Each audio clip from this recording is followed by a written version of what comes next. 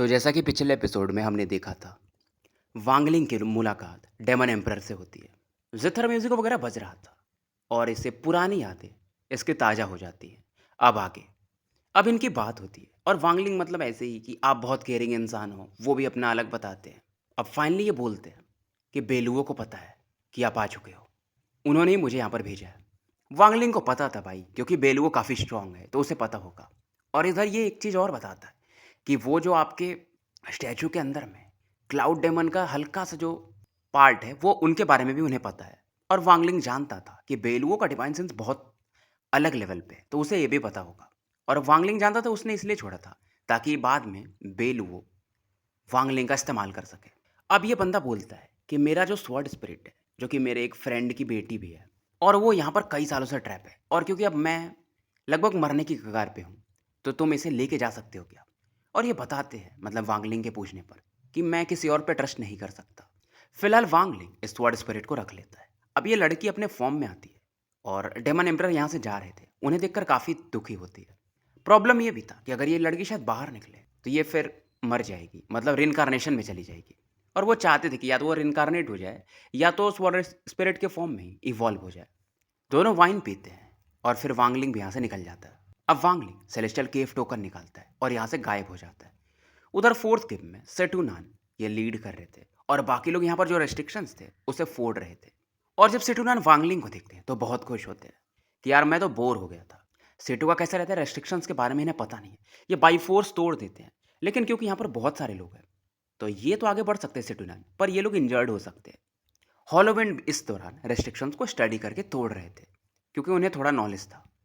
और हॉलोविंड भी सोचते हैं कि यार ये बंदा टैलेंटेड है, मतलब वांगलिंग को 1000 सालों में इस लेवल पे है कल्टीवेशन के, तो इतना जल्दी हर चीज़ तो मास्टर नहीं कर सकता, यानी इसका रेस्ट्रिक्शंस पे नॉलेज कम होगा क्योंकि रेस्ट्रिक्शंस में बहुत समय लगता है। और वांगलिंग ये चीज़ें देख रहा था कि अगर हम लोग तो अभी आउटर केव में हैं, यानी आउटर लेयर में अंदर जाना है, तो हमें इस वाले बैरियर को तोड़ना पड़ेगा। और ये सिल्वर कॉप्स को ऑर्डर ऑर्डर देता है कि 100 स्टेप आगे जाओ, 10 स्टेप और आगे जाओ। हॉलोविंड ये सब चीज़ें देख रहे थे।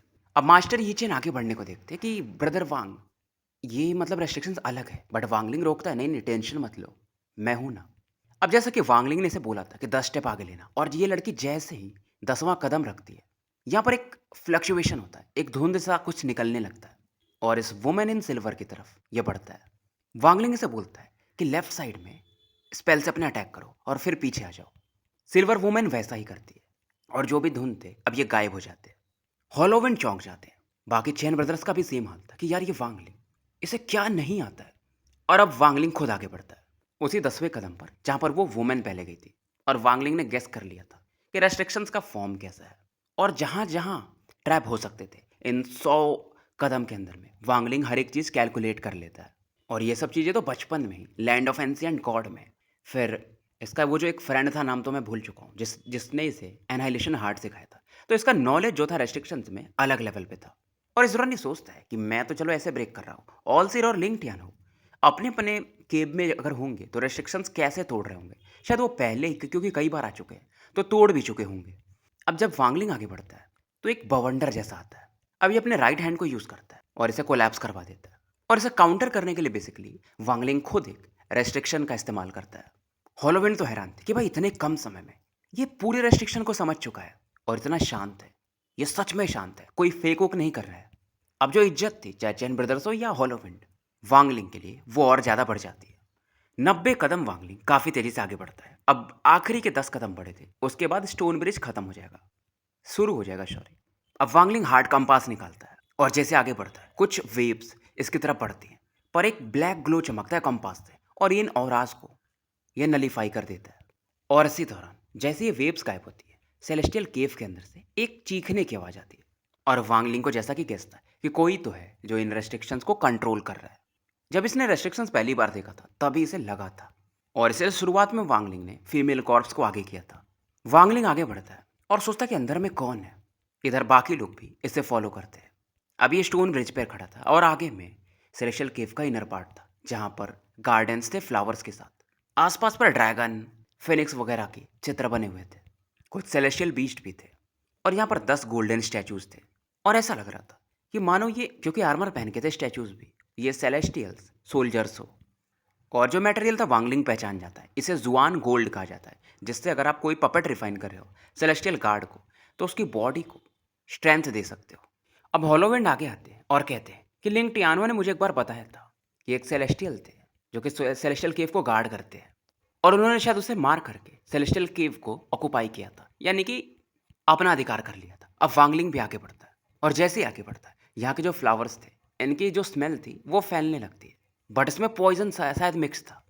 हॉलोविंड भी समझ जाते हैं, ये भी पीछे हटते हैं कि ये तो रेन पॉइजन फ्रैगनेंस है, और इसके बारे में भी ये बताते हैं कि ये टॉप 100 में आता है जहर के मामले में, और अगर तुमने इसे स्मेल कर लिया तो तुम्हारा जो कल्टीवेशन है वो अनस्टेबल हो जाता है, ज़्यादा कर लिए तो तुम्हारा कल्टीवेशन ख़त्म ही हो जाएगा। और वांगलिंग पूछता है कि 2 पॉइजन आपने बोले, ये तो आपने रेन पॉइजन फ्रैगनेंस पहला बताया, दूसरा कौन सा है? हॉलोविंड शॉक्ड हो जाते हैं कि हाँ, रेन पॉइजन फ्रैगनेंस जो है वो 93वें नंबर पे आता है, लेकिन जो दूसरा पॉइजन बनता है उसे कहते हैं फ्लावर स्पिरिट, और उसका रैंक 49वां है। अब वांगलिंग ये अपने हाथ को घुमाता है और एक हवा का ऑरा बनाता है, बट पॉइजन को कोई फर्क नहीं पड़ता है। वांगलिंग देखता है और कहता है यार ये तो सही है। अब ये सिल्वर कॉप्स को बुलाता है, मैं इसे अब सिल्वर वुमेन ही बोलूंगा। सिल्वर वुमेन आगे आती है और सीधा इस फ्लावर की जो खुशबू आ रही थी उस तरफ बढ़ती है, क्योंकि वांगलिंग ने इस सिल्वर वुमेन को रिफाइन किया था, तो इसे पता था कि इसका मेन जो ट्रेजर है वो भी पॉइजन है, और साथ में कैचियो का इस्तेमाल करती है। सिल्वर वुमेन आगे जाती है और इन्हें स्मेल करने लगती है।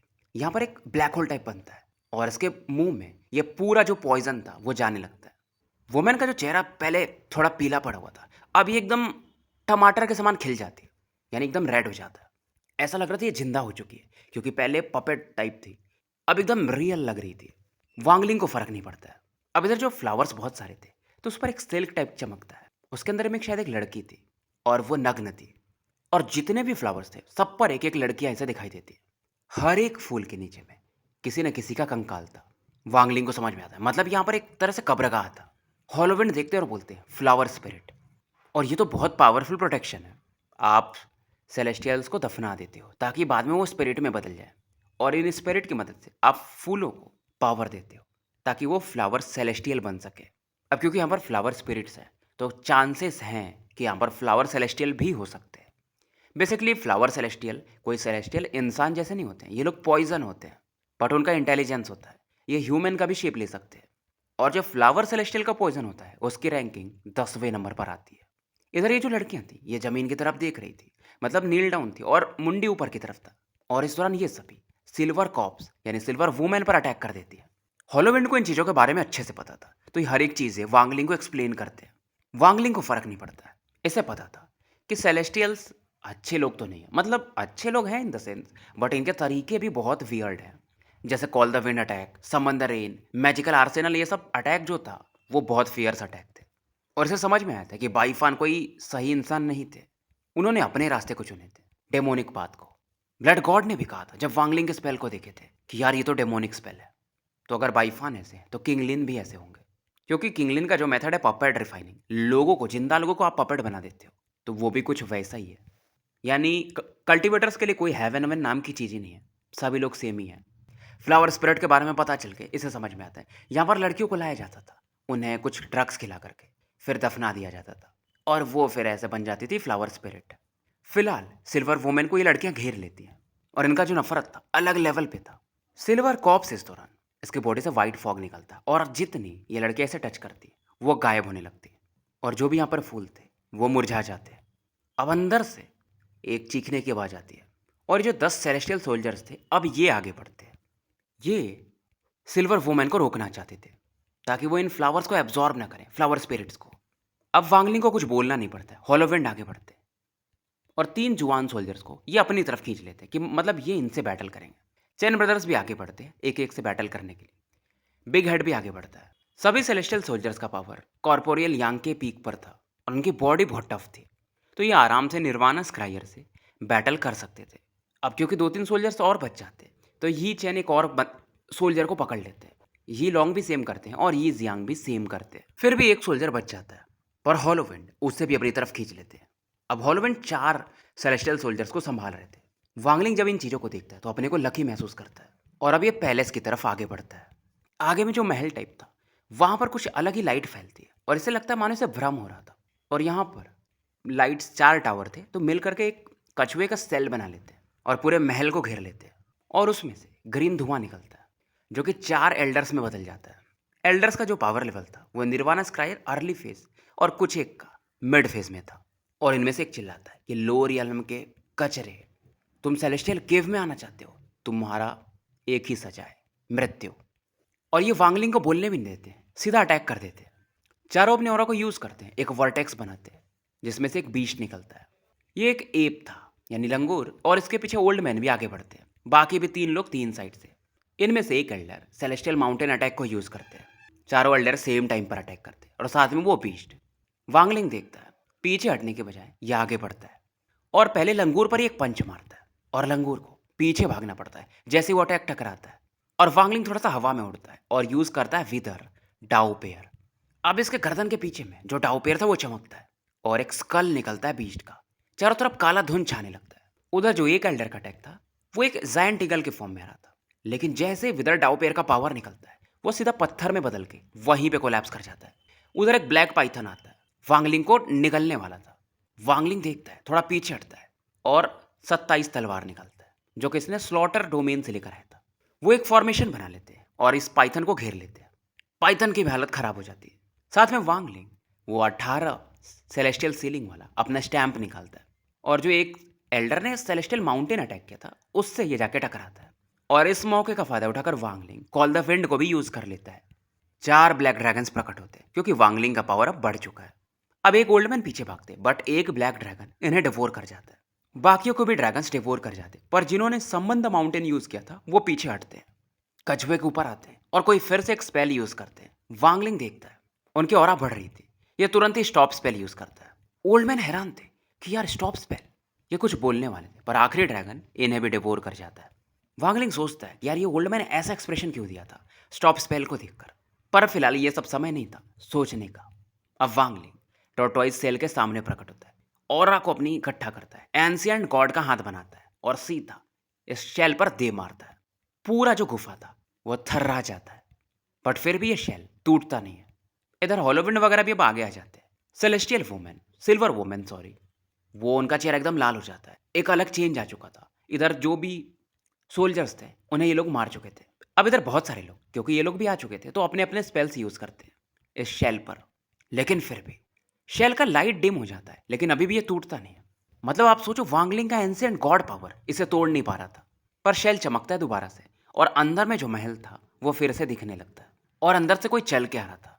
ऐसा मतलब इनमें पैरों की आवाज आती है और जो पैरों की आवाज थी मानो इनके माइंड में जा रही हो। हॉलोविंड अपने कल्टीवेशन को एक्टिवेट करते हैं ताकि खुद को शांत कर पाए, लेकिन चैन ब्रदर्स हो या बिग हेड हो या लीजियो ऐसा नहीं कर सकते थे। इनका चेहरा पीला पड़ने लगता है।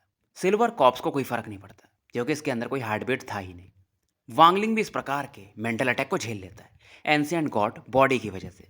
बिग हेड वगैरह का तो ऐसा लगता है नस फट जाएगा। लीजी सबसे कमजोर थे और वो पीछे हटने लगते, अपनी बॉडी को बड़ा करते हैं ताकि इस पावर को झेल पाए। और यहाँ पर फाइनली एक वाइट फिगर दिखते हैं। टॉर्टोइज सेल अभी भी बीच में था, बट एक लाइट वांगलिंग की तरफ सीधा इसे पार करके बढ़ती है और वांगलिंग को फील होता है ऑरा काफी फियर्स है। इसके रोंगटे खड़े हो जाते हैं। और ऐसा वांगलिंग तभी फील कर सकता था जब कोई बंदा निर्वाणा क्लिंजर में भी लेट फेज में हो या उससे ऊपर हो, क्योंकि इसका पावर लेवल आराम से मिड फेज तक को तो झेल सकता है। और वांगलिंग को अपने आप मतलब पीछे हट जाता है। इसकी जो ब्लू लाइट थी आंखों में वो चमकती है और उस वाइट फिगर को ये देखता है। और जब ये पूरी तरह से बाहर आ जाता है तो ये वाइट फिगर बेसिकली एक सुंदर वुमेन थी, इतनी सुंदर कि डेमोनिक लेवल समझ लो। लियू में नहीं हार सकती सुंदरता के मामले में, लेकिन एक फीलिंग के मामले में लियू में भी शायद यहाँ पर कम पड़ जाती, क्योंकि वुमेन जो थी मानो इस दुनिया की फूल हो और इनका आधा ही बॉडी दिखता है। ये वांगलिंग को भी देखती है, बाकियों को भी देखती है, फिर पीछे जाने लगती है। लेकिन वांगलिंग को ऐसा लगता है कि एक नजर ये देखती है तो ये मतलब कोलैप्स कर जाएगा और ये खून की उल्टी करता है। तो वांगलिंग का ये हाल था, तो बाकियों का क्या था? हॉलोविंड भी खून की उल्टी करते हैं, इनकी बॉडी फिर से पहले जैसी हो जाती है और फाइनली ये चिल्लाते हैं कि फ्लावर सेलेस्टियल। चैन ब्रदर्स तो ऐसा लग रहा था कि इनकी छाती फट जाएगी। खून की उल्टी तो ये करते ही हैं, पीछे भागते हैं। बिग हेड लिजी का भी सेम हाल था। लिजी को तो घुटने पे झुकना पड़ जाता है। सिल्वर वुमेन को फर्क नहीं पड़ता है, लेकिन उनकी आंखों में एक स्ट्रेंज लाइट चमकता है। और अभी तो ये आउटर केव्स में है, तब ये हाल है। मतलब फाइनल के यानी 5वां गुफा में जब ये एंटर करेंगे तब क्या होगा। और वांगलिंग को समझ में आता है कि आज तक का इसका सबसे डेंजरस ट्रिप ये होने वाला है। इसे लगा था खतरा तो होगा ही भाई, बट इतना खतरनाक वांगलिंग समझ जाता है कि वो लेडी बस एक वार्निंग देने आई थी, नहीं तो इनको निपटा भी देती, कि अंदर मत आओ। बट वांगलिंग का मकसद यहाँ पर अलग था। जावी के लिए आया था ये, किंग शुआंग के लिए आया था कि उन्हें जिंदा कर सके। और किंग शुआन को तभी जिंदा कर सकता है, चांसेस ज़्यादा इसलिए हैं कि अगर किंग लिन जिंदा हो जाए, यानी उनके फादर। और सेटू नान को भी तो बचाना था उस पॉइजन से, क्योंकि सेटू और जाओई इसके लाइफ में अलग ही इज्जत रखते थे। और वांगलिंग सोचता है कि ये रास्ता मैंने चुना है तो आगे तो मैं बढ़ूंगा। इसका हाथ स्पेस की तरफ बढ़ता है। आसमान में बिजलियां कड़कने लगती है, स्पेस में होल होता है और एक ब्लैक लाइट इकट्ठा होने लगता है। एक भाला सा उसका इल्यूजन बनने लगा था। और वांगलिंग के पीछे में एक एंशियंट गॉड की परछाई भी प्रकट होती है। और इस ऑरा की वजह से यहाँ का पूरा जो महल हो या कुछ भी हो वो हिलने लगता है। और ये अपनी थर्ड आई को भी खोलता है। पांचों स्टार्स थर्ड आई के अंदर में जो कि छिपे हुए थे वो रोटेट करने लगते हैं। एंशियंट गॉड का पावर अब वांगलिंग के बॉडी में भरने लगता है। और वांगलिंग बोलता है कि हॉलो विंड, सिल्वर वुमेन, मेरी मदद करो इस शेल को तोड़ने में। हॉलो विंड भी अपनी ऑरा यूज करते हैं और वांगलिंग स्पीयर से अटैक करता है। और धीरे धीरे शेल में क्रैक आने लगते हैं और फाइनली पूरा महल पीछे का दिखने लगता है। और इस दौरान एक स्मोक इसकी तरफ पड़ता है और इस दौरान फिर से वो व्हाइट वुमेन बाहर आती है। ये जो धुंध थे वो 5 कलर फ्लावर में बदल जाते हैं और इसे ये वांगलिंग की तरफ इशारा करती है। वांगलिंग तुरंत ही फ्लेम स्पार्क ने जो इसे ट्रेजर गिफ्ट किया था, थंडर सेलेस्टियल रियल्म का फ्रैगमेंट, उसे निकालता है। ऑलसिर के स्पेल की वजह से इसमें क्रैक आए थे बट ये अभी भी काम का था। ये 1000 फीट का हो जाता है और वांगलिंग को प्रोटेक्ट करने लगता है। अब इधर ये फूल खिलने लगते हैं और लेडी बोलती है एकदम प्यार से कि मैंने तुम्हें वार्निंग दिया था। और ये जो भी फूल थे इनकी वजह से ये जो सेलेस्टियल फ्रैगमेंट था उसमें भी क्रैक आने लगते हैं। अंदर था वांगलिंग, फिर खून की उल्टी करने लगता है, पीछे हटता है और सोचता है भाई ये है कौन, क्या ये सच में फ्लावर सेलेस्टियल है। अगर नॉर्मल कल्टीवेटर होता तो मर चुका होता, पर फिर भी वांगलिंग भी अंदर से काफी पेन में था। और वुमेन के एक फिंगर अटैक से ये जो फ्रैगमेंट था वो कोलैप्स कर रहा था। लेकिन इधर वुमेन भी सरप्राइज थी। वांगलिंग को एक कोल्ड लुक देती है और स्पेस की तरफ अपनी उंगली से इशारा करती है। वांगलिंग काफी पेन में था, ऐसा लग रहा था इसकी छाती को कोई सिंग फाड़ के निकल जाएगा। इसके अंदर में वो जो रूट्स के पावर जा रहे थे वो फ्लावर के, ये अपने एंशिएंट गॉड पावर से उन्हें बाहर निकालने लगता है। वुमेन देखती है और कहती है अच्छा तो इसलिए तुम केव के अंदर आ पाए, तुम्हारे पास कुछ योग्यता तो है। इधर हॉलोविंड वगैरह भाग रहे थे, उन्हें फील होता है कुछ तो गड़बड़ है। इन्हें भी फूल वगैरह घेरने लगते हैं, उनका चेहरा पीला पड़ने लगता है। उन्हें भी कल्टीवेट करना पड़ता है ताकि पॉइजन को अपनी बॉडी से बाहर निकाल पाए। अब ये सब चैन ब्रदर्स और बिग हेड देख के तो और डर जाते हैं, वो भागते हैं बट उन्हें भी फ्लावर्स घेर लेते हैं। सिल्वर वुमेन को भी सी ऑफ फ्लावर्स ने घेर लिया था, तो वो कहाँ है उसे भी नहीं देखा जा सकता, बस फ्लावर के बीच में है। बस अकेला वांगलिंग बसता है। अब आप लोग सोच रहे हो कि सिडू भाई कहाँ गए, तो यार वो थोड़ा बाहर में एक्सप्लोर कर रहे हैं, उन्हें ट्रेजर्स का थोड़ा आदत है। तो वो वांगलिंग जानता था वैसे भी उन्हें कुछ होगा नहीं, ज़्यादा से ज़्यादा क्या होगा वो ट्रैप हो जाएंगे, तो उन्हें बाद में वो छुड़ा लेगा। अब वांगलिंग इधर अकेला बचा था। अब वांगलिंग के आंखों में से वो राइट आई में से ब्लू लाइट निकलती है और वही अज्योर शील्ड फिर से प्रकट होता है। आसपास जो भी फूल थे वो उन्हें पीछे हटना पड़ता है, कुछ तो कोलैप्स कर जाते हैं। वुमेन और हैरान थी। अभी अपने बालों में से एक हेयर पिन निकालती है और इसे आगे फेंक देती है और ये हेयर पिन वांगलिंग की तरफ बढ़ता है। वांगलिंग उसे देख भी नहीं पा रहा था, मतलब इतना फास्ट था। जैसे साउंड आता है वांगलिंग को समझ में आता है कि वो पेन अज्योर शील्ड से टकरा चुका है। इतना तो इसे समझ में आता है ये वुमेन जो भी है फ्लेमर स्पार्क से बहुत पावरफुल है। वुमेन अपने राइट हैंड को यूज करती हैं और धीरे से बोलती हैं बॉरियल फ्लावर। अब यहाँ पर बहुत सारे फूल और खिलने लगते हैं। पूरा गुफा फूलों से भर चुका था और इनकी पंखुड़ियां अब वांगलिंग के ऊपर हवा में से गिरने लगती है। वांगलिंग को आता है गुस्सा। ऐसा इसे बहुत कम होता है कि कोई एकदम पुश कर दे कॉर्नर में, मतलब कि कोई मौका ही नहीं, क्या ही करूं। अब ये एक सील बनाता है और बोलता है कॉल द विंड। अब यहाँ पर 4 ब्लैक ड्रैगन्स प्रकट होते हैं, साथ में ये समंदर रेन को भी यूज करता है। आसमान में बारिश की बूंदें इकट्ठा होती है, दोनों अटैक फ्यूज होने लगते हैं क्योंकि हवा में, कॉल द विंड मतलब हवा में पानी का जो फोर्स होता है वो ज़्यादा बढ़ जाता है, तो आइस क्रिस्टल्स में बदलने लगते हैं। और चारों ड्रैगन्स अब वुमेन्स की तरफ बढ़ते हैं और वांगलिंग रुकता नहीं है, ये मैजिकल आर्सेनल को भी यूज करता है। इसके मुंह से ब्लैक लाइट निकलता है, साथ में ये सीलिंग स्टैम्प को भी अपने निकाल लेता है। अब इनके अंदर जो भी बैटल सोल्स थे वो बाहर निकलने लगते हैं और वुमेन की तरफ बढ़ते हैं। इस बार वांगलिंग ने बाइफान के तीनों सेलेस्टियल स्पेल्स को यूज कर लिया था। अब क्योंकि मैजिकल आर्सेनल में बहुत सारे लोगों का हल्का सा सोल पार्ट वांगलिंग रखता है, तो उसमें ब्लड एंसेस्टर का भी सोल था। इधर वांगलिंग भी अब खुद आगे बढ़ता है और सीधा 1000 फीट का हो जाता है। अब ये आगे बढ़ता है, ये बढ़ता है तो अज्योर शील्ड भी बढ़ता है, उसका भी साइज बढ़ता है और वांगलिंग के आसपास रहता है। रॉयल एंसेंट गॉड का पावर रिलीज होता है और ये एक पावरफुल पंच इन लेडी की तरफ बढ़ा देता है। वुमेन का चेहरा पहली बार हल्का सा बदलता है और ये बोलती है एंसेंट गॉड। अब ये अपने राइट हैंड को आगे बढ़ाती है, उसमें ग्रीन लाइट चमकता है और एक मिस्टीरियस बॉल ऑफ लाइट ये प्रकट करती है। इस बॉल ऑफ लाइट को देखकर वांगलिंग को फिर से थोड़ा सा डर लगता है, ये पहले से भी काफी स्ट्रॉन्गर था। और इसे ये वुमेन आगे फेंक देती है। वांगलिंग हैरान था। जिन भी चीज़ों को बॉल ऑफ लाइट टच करता है वो कोलैप्स कर जाते थे। तीनों स्पेल्स जो इसके फ्यूज हो चुके थे वो अलग अलग हो जाते हैं, बट फिर भी तीनों स्पेल्स स्ट्रगल करते रहते। धीरे धीरे वो गायब हो जाते। मैजिकल आर्सेनल के सोल भी वो 18 सेलेस्टियल स्टैम्प में फिर से मिक्स हो जाते हैं और ये पलक झपकते होता है। वांगलिंग का जो अटैक था वो भी गायब हो जाता है, जो फिस्ट अटैक था। फिर भी आगे बढ़ता है। वुमेन एक और बॉल ऑफ लाइट बनाती है और इससे वांगलिंग की तरफ बढ़ा देती है। वांगलिंग देखता कहता है source origin. Okay, ball of light में सोर्स ओरिजिन का पावर था और यही पावर वांगलिंग के उन अटैक्स को कोलैप्स करवा पाया था। और वांगलिंग जानता था अगर ये पावर इसकी बॉडी को टच किया तो ये अगर एंशिएंट गॉड भी है तो भी खत्म हो जाएगा।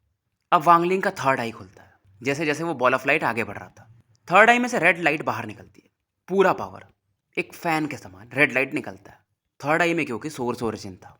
पहली बार वांगलिंग सोर्स ओरिजिन से बैटल कर रहा था। अब इसे देख करके वुमेन का चेहरा पहली बार पूरी तरह से बदलता है। रेड लाइट के अंडर में ये जो बॉल ऑफ लाइट का पावर था वो खत्म होने लगता है। दोनों पावर एक दूसरे को कैंसिल कर रहे थे। वांगलिंग पीछे हटता है, रेड लाइट भी इसकी डिसअपियर हो जाती है। पसीने में था ये। वुमेन काफ़ी सीरियस हो जाती है और फाइनली बोलती है कि तुम एंशिएंट गॉड हो, तुम्हारे पास बाईफान के सेलेस्टियल स्पेल्स है, सोर्स ओरिजिन एनर्जी है, तुम हो कौन? वांगलिंग भी सोचता है कि यार इसे अंदर तो जाना ही है। और इसने देखा था जब इसने स्टॉप स्पेल यूज़ किया था तो वो जो ओल्ड मैन था जो इस पर अटैक कर रहा था वो भी हैरान था। तो वांगलिंग अब दाव खेलता है कि अगर फेल हो गया तो भाग जाऊंगा यहाँ से और बेलुओं की मदद से आगे बढ़ूंगा, क्योंकि मुझे अंदर तो आना ही है। और ये तुरंत ही स्टॉप स्पेल को यूज़ करता है। अब स्टॉप स्पेल को देखते ही वुमेन का चेहरा पूरी तरह से बदल जाता है और वांगलिंग का ये दाव काम कर जाता है। और साथ में अब वो बैग निकालता है, सेलेस्टियल पगोड़ा निकालता है जिसके अंदर किंग शुआन की लाश थी। और इसे देख करके ये वुमेन मन पर बिजली किसी ने चला दिया हो ऐसे ही अवाक हो जाती है। ये एकदम कांप जाती है, आंखें बंद कर लेती है। वांगलिंग चाहता था अभी अटैक कर सकता था बट ये करता नहीं है, क्योंकि ये जानता था दोबारा मौका ये देगी नहीं वुमेन। क्योंकि फ्लेम स्पार्क के पास भी सोर्स ओरिजिन है बट वो भी इतना यूज़ नहीं कर सकते और इस वुमेन ने तो बस हल्का सा सोर्स ओरिजिन यूज़ किया था। समय बीतता है, 15 मिनट निकल जाते हैं। वुमेन आंखें खोलती है, किंग शुआन के बॉडी की तरफ देखती है, मानो कुछ कहना चाहती थी। पर इसी दौरान गुफा में एक आवाज़ गूंजती है, मतलब कुछ कोलिजन सा होता है और दूर से आवाज़ आती है कि भागो यहाँ से। अब ये आवाज़ सुनता है एक बंदा सेटुनान और काफ़ी एरोगेंटली बोलता है कि नहीं भाई, बिना ट्रेजर के तो मैं नहीं भाग सकता। और इस वाइट लाइट का सेटू पीछा करते हैं। बेसिकली वो एक बॉटल टाइप था, उसके अंदर कुछ था और सेटू उसी का पीछा कर रहे थे। सेटू उसे मानो डिवोर करना चाहते थे। अब वो जो ट्रेजर था भागते भागते वांगलिंग और इस वुमेन की तरफ बढ़ता है। अब वुमेन इस बॉटल को हाथ में ले लेती है और बॉटल फूट जाता है। सेटू चिल्लाते हैं कि वांगलिंग चलो अब। वांगलिंग किंग शुआंग के को पगोड़ा में रखता है और यहाँ से निकलने लगता है। सेटू काफ़ी सीरियस थे। ये एक पावर रिलीज करते हैं, celestial spell spatial crack. Space में क्रैक्स आने लगते हैं और इस वुमेन की तरफ बढ़ते हैं और सेटू पीछे भागते हैं वांगलिंग के साथ। इधर ये जो बॉटल था वो फूट जाता है और जो कांच के टुकड़े रहते हैं वुमेन की तरफ बढ़ते हैं। बट वुमेन बस एक दृष्टि देखती है, मतलब देखती है और ये रुक जाते हैं।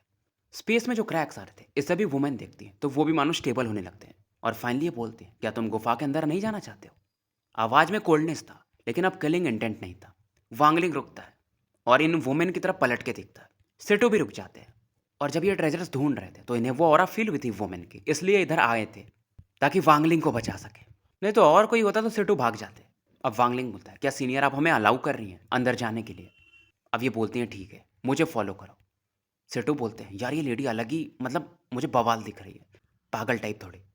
ये बोलती हैं अगर नहीं फॉलो करना है तो निकल जाओ, तुम्हारे ये जो साथी लोग हैं ये भी छोड़ दूंगी मैं।